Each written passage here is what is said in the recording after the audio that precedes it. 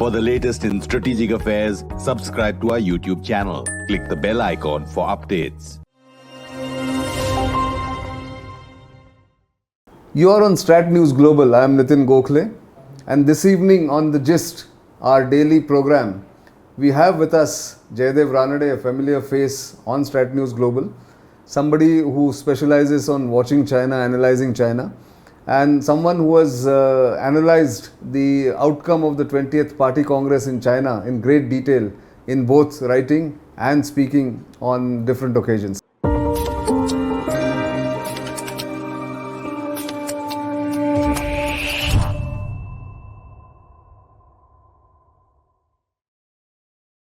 Welcome to this program, Mr. Ranade. Thank you, Nitin. It's a pleasure to be here.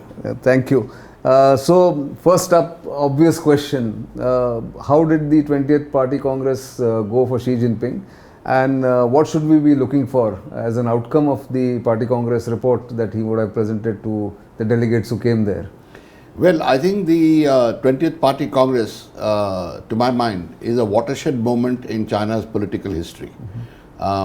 The 18th and 19th were preludes, but this affirmed Xi Jinping's grip on the Chinese Communist Party. I would say if I may stretch a point, he's taken over the Chinese Communist Party and elevated himself in terms of power to almost the level of Mao.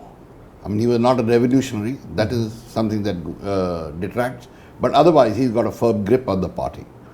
The Politburo Standing Committee, 7-member Politburo Standing Committee that exists, all the 6 new members are his personal choices, they're his loyalists, and I think to that extent the old system of decision by consensus can be considered to have been discarded. It's now his writ that runs.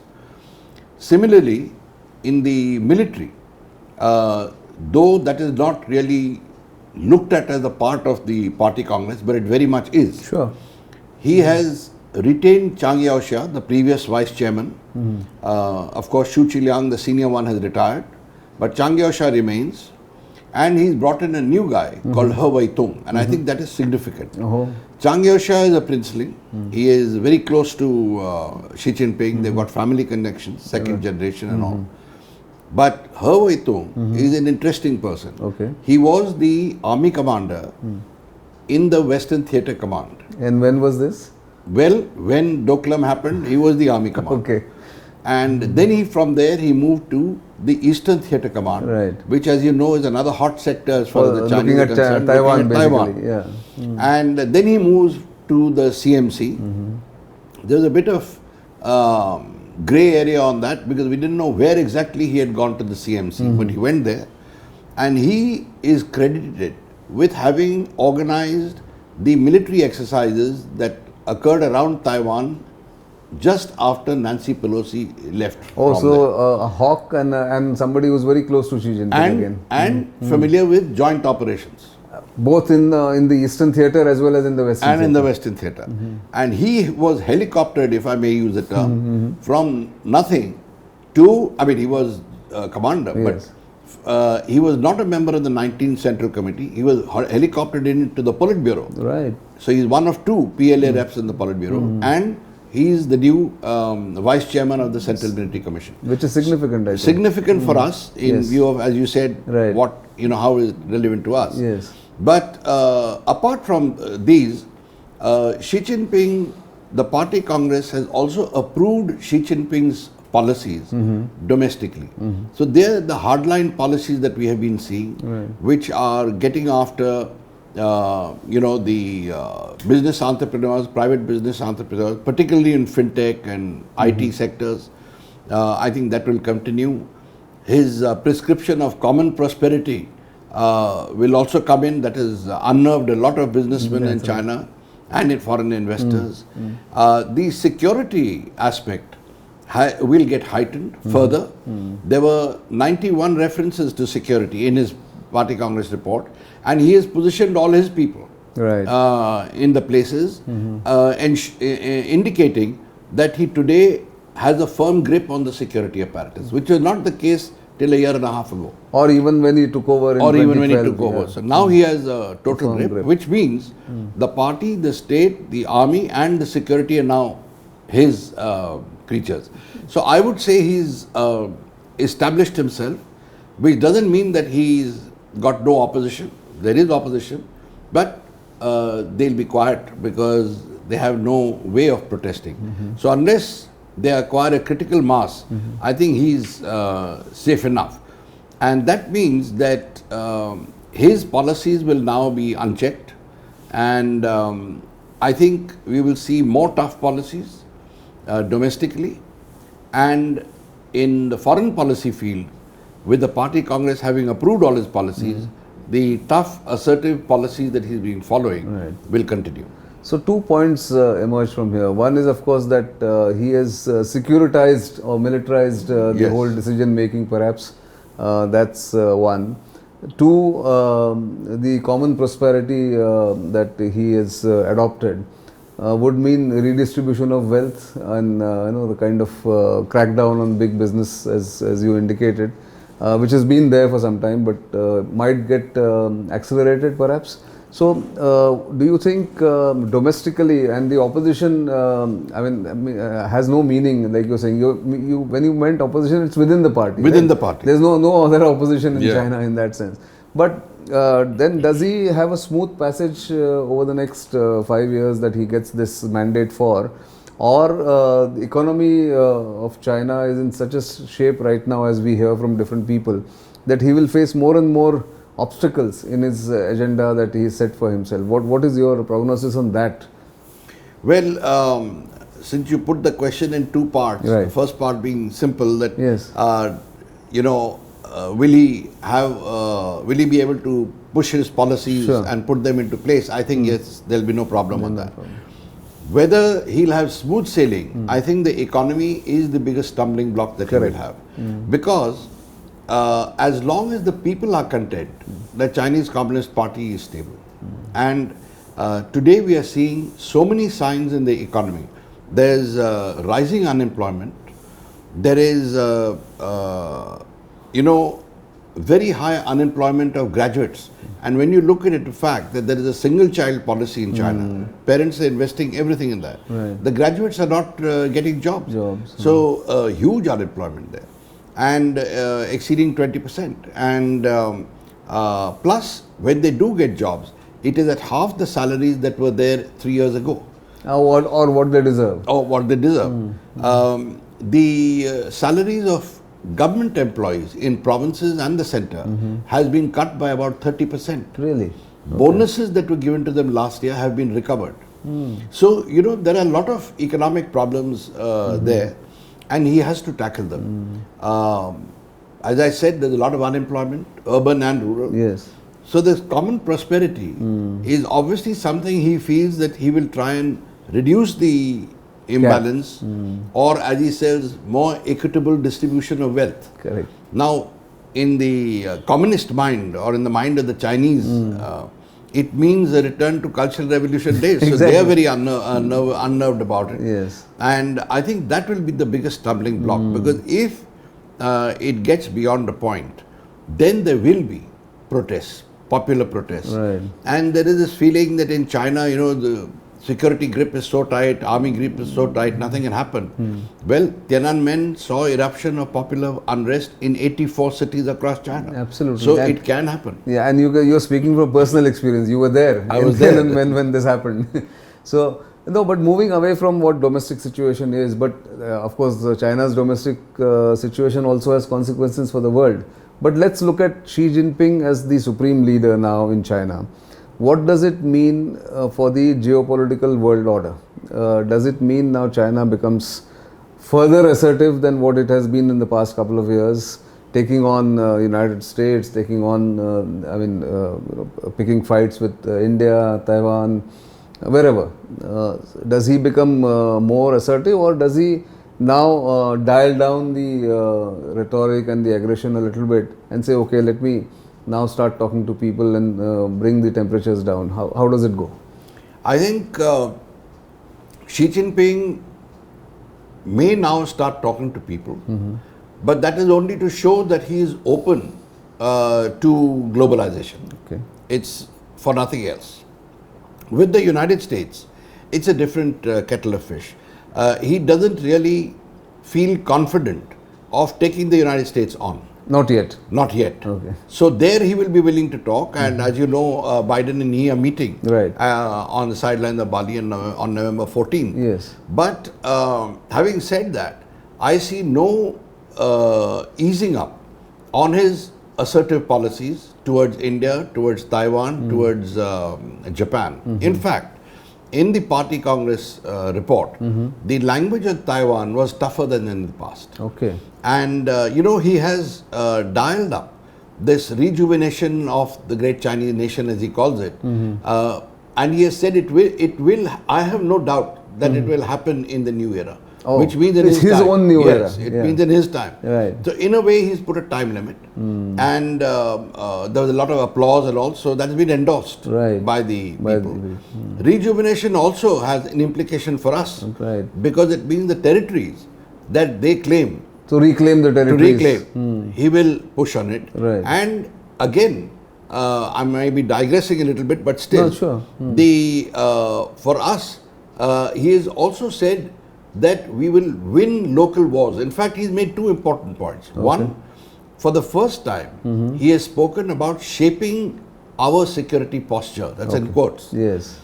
Now, this shaping the security posture is something that a big country does Right. when it wants to prepare the ground, or when it thinks it can do something just by coercion Sure. rather than a battle. Right. So I think We are the target. we are target, and we need to see what has happened since April 2020 Right. in that light. Correct. The second is, he has said, to win local wars. This is Right. again the first time this phrase has been used. Okay. So I think the message for us isn't very comfortable. That's true. But interesting point you made about him not yet ready to take on the United States. And I don't know what happens in the meeting whenever it takes place between him and Joe Biden. But the fact is that they have closed, Chinese have closed the gap between them and the US in many sectors, I suppose, in science, technology, military is becoming bigger and bigger. But the other interesting point you made, and I want to take you on your take on that. Basically about reunification, which was their aim for 2049, Yes. or rejuvenation and reunification of Taiwan or other territories. Now, if he has advanced the timetable, which means countries like ours and Taiwan and Japan have to be ready for any eventuality. Is that the way you look at it? Yes, I do. In fact, if we look at it from, as you said, the reunification and 2049, Yeah. it means we have a little time. Right. But I don't think we have a little time. That's what, because you said that he's already advanced Yes, it. he's already, the party Congress has spoken about the PLA completing its modernization by 2027, Right. which is its centenary year, Correct. which is just a few years down the line. Yes. And why should he talk about that now? Yeah. Unless he wants the army to be prepared for everything. Then, as I said, he's talked about winning local New wars era and and shaping local, the yes. security posture, Exactly, etc. yeah. So I think that is how I look at it. Yeah. As far as the US is concerned, you're quite right. I don't think he feels that he can take on the US. But if push comes to shove, well, he might have to. Or if situation reaches such a point that it appears that the US is going to do something, then I would not be surprised if the party applies pressure on Xi Jinping Okay. to step down Oh. and says that, we are not ready. Right. But let's see how Yeah, things exactly. unfold. Because I don't think the world will sit idle if these aggressive moves against India, Japan, or Taiwan start. But having said that, on my own, I must also ask you. Then, what is the option for India? In the sense, if 2020 was an initial surprise, and in these 2 years, progress on the local disengagement has happened, but no de-escalation, no de-induction, which was what India wanted. How should India deal with China now? Do we keep engaged? Do we keep putting the same pressure and saying that unless peace and tranquility comes on the border, we don't talk on other issues? What should be the approach you would recommend? Well, I think the first thing we have to accept is that the policy that we have followed towards China since 1950 has been wrong. We have misunderstood China. Right. And repeatedly we have tried to be a reasonable and responsible power. Right. The Chinese have interpreted that as weakness. We have to accept that. Okay. So, when we see a China which disregards all agreements and treaties that have been signed with it, obviously there's no trust. Right. So, your question is, how do we deal with them now? Yes. Well, there are two ways, I think, two things we need to do. One, we need to be more, if I may use the term, definitive in our foreign policy approach, which is that where they are accused of committing wrong, we should call them out because they are doing the same with us. We must say it upfront. We must say it upfront. They have raised Kashmir, we have not done so. I think we need to do so. Right. For example, human rights violations in Xinjiang, and more importantly, the attempt to erase a civilization in Tibet. Yeah. So these things we should raise. The water issue, I think we need to internationalize it and move it forward. So these are one slew of efforts. The second is on the military. I think we can, in my reading, I don't think there is going to be any de-escalation. I don't think, frankly, that there's going to be disengagement. Right. There may be in a couple of places, but by and large, they will stay where they are. As I said, there is no indication from them that they are going to disengage or get back. In fact, they've reiterated their claims. And then you have Xi Jinping making this statement about winning local wars and preparing the ground, etc. So I think what we have to do is show to the Chinese that we have reached the end of the tether. Right. Our tether. Our patience has run out. Our patience has run out. And therefore, we must be prepared to inflict pain on the Chinese. And that is the only way of doing it. It doesn't mean going to war. But it certainly means taking punitive military action in certain sectors.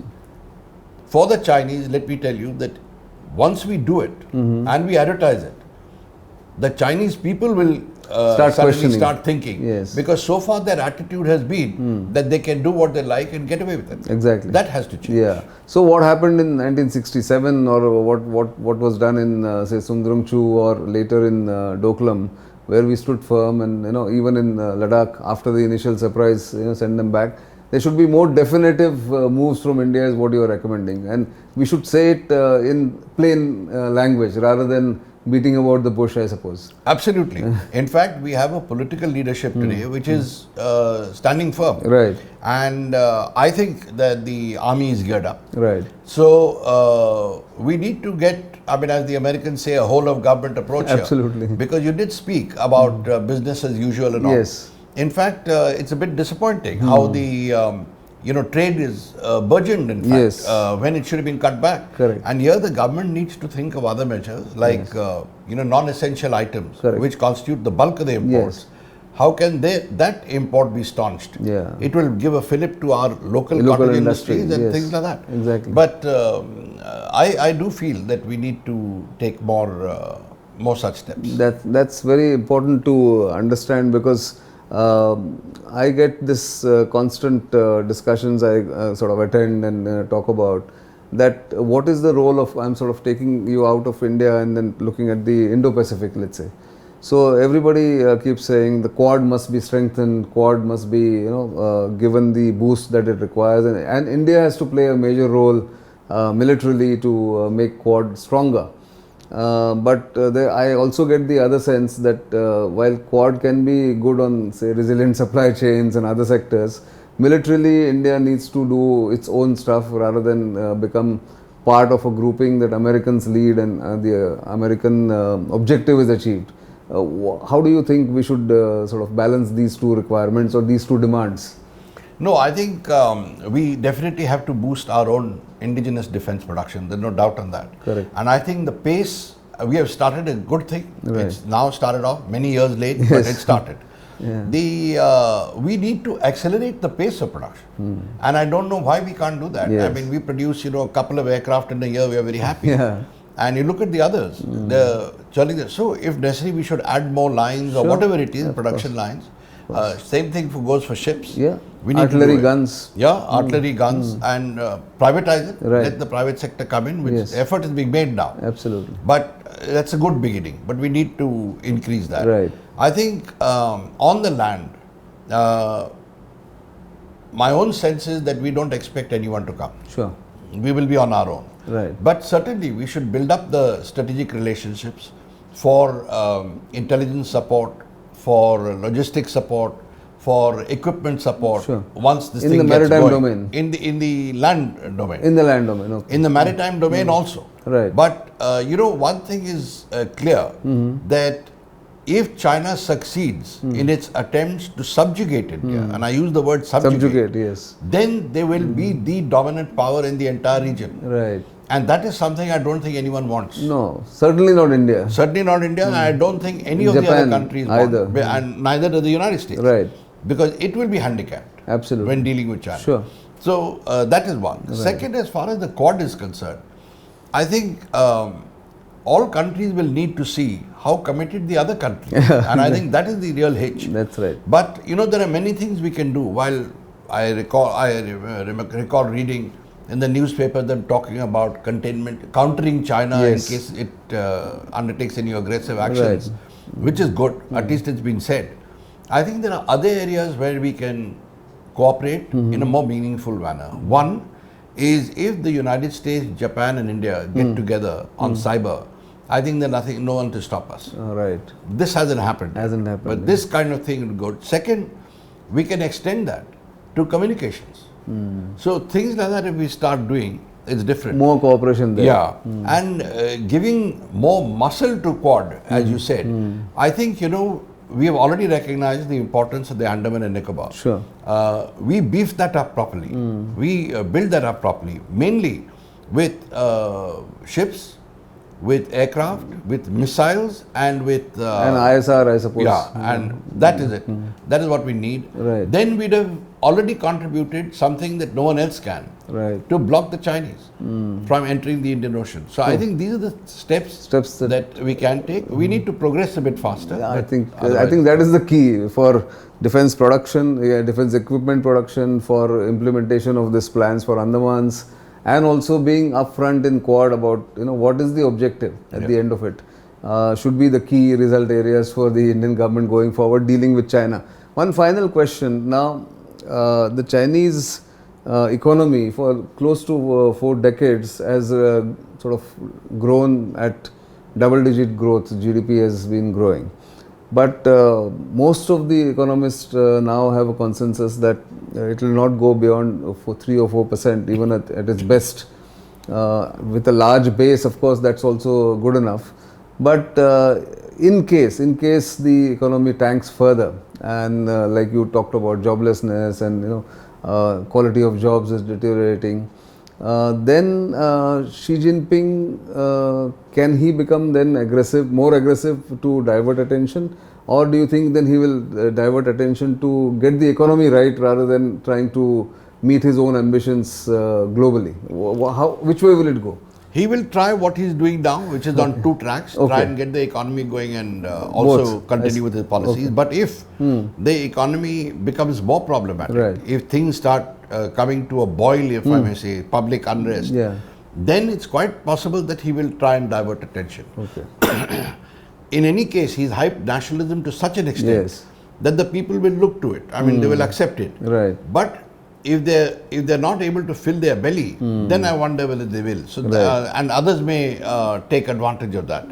So I think that is the deep dilemma that he will be Exactly. in. And also, when we talk about China's economy, let me point out that the Chinese economists themselves don't subscribe to the 4%. Right. They are saying that we are in fact around 0 or 0 point something. Oh, okay. So that's in their conversation. Others, of course, are giving figures. Yes. And this year, they gave 4% officially. Yes. But mind you, there was a lot of discussion whether they should at all give a growth rate, because they said that, we will not be able to meet it. That was their own discussion. I see. Last year, they didn't give one. So, for the first time.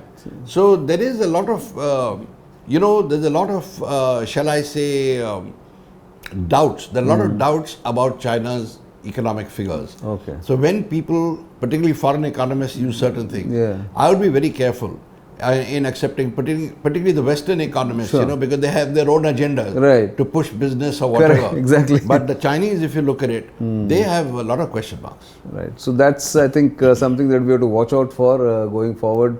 I think 2023 will be a very year. important, crucial year for the region and for us to watch out. And with Indian elections due in 2024, Exactly. you don't know where it's going to go. But on that note, let me end this program. But thank you very much, as usual, for great insights on what's happening between India, China, US, and the Chinese as a whole. We'll have more occasions, I'm sure, to talk about which way this is going. But for the moment, thank you. Thank you. So that was Mr. Jayadeva Ranade speaking about the outcome of the 20th Party Congress and its effect on the globe and neighbors like India, Japan, and even Taiwan. So for the moment, I'm going to end this program here, but do keep watching StratNewsGlobal and keep sending your feedback. You know where to reach us on our social media handles and our YouTube channel, which is open for subscription free. So do subscribe if you haven't already, but if you have, spread the word to your friends, family and acquaintances. For the moment, it's goodbye.